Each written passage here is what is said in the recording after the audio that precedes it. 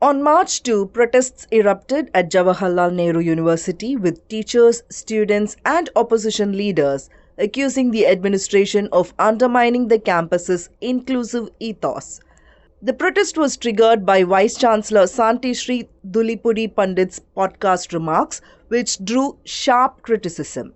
It also followed the arrest and subsequent release by a Delhi court of 14 students, escalating tensions on campus. Constitutional right to unionize, assemble, to protest, to express our dissent, and to hold movement that we will enforce, and this movement, this union will lead, and the union spirit is intact. Opposition leaders alleged broader interference in central universities and accused the BJP-led union government of shielding the Vice-Chancellor.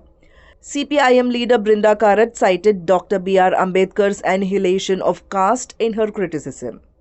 लेकिन खेद की बात, दुख की बात और आक्रोश की बात यह है कि आपकी जेएनयू की जो वाइस चांसलर है वो उस मॉन्स्टर के साथ दोस्ती कर रही है.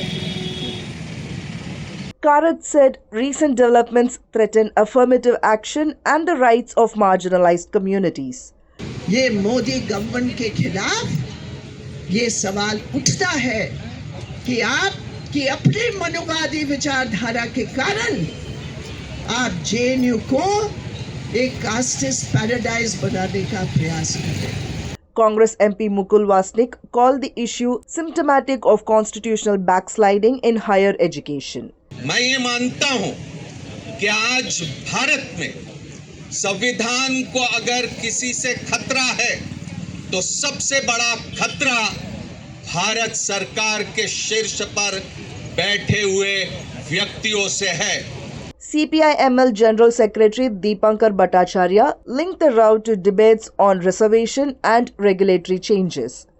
और इसको मिटा करके वो जो बाबा साहब ने सपना देखा था कि वैसा हिंदुस्तान बनेगा जो वाकई एक आधुनिक हिंदुस्तान होगा जहां ये कास्ट सिस्टम नहीं रहेगा, खत्म कर देंगे, तो इसके लिए हम लड़ रहे हैं. हमें लगता है कि इस दौर हमारे सामने यही चुनौती लेकर के आया है.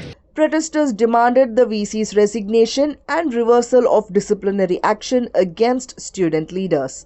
पुलिस ऐसा नहीं करती है तो कोर्ट के दरवाजे खटखटाना होगा, तो वो करने का काम करना होगा. इसकी तैयारी आने वाले दिनों में करनी होगी. Wasnik said legal action under the SC/ST Act was being considered. With teachers, students, and opposition leaders united, the JNU row has grown into a wider political flashpoint.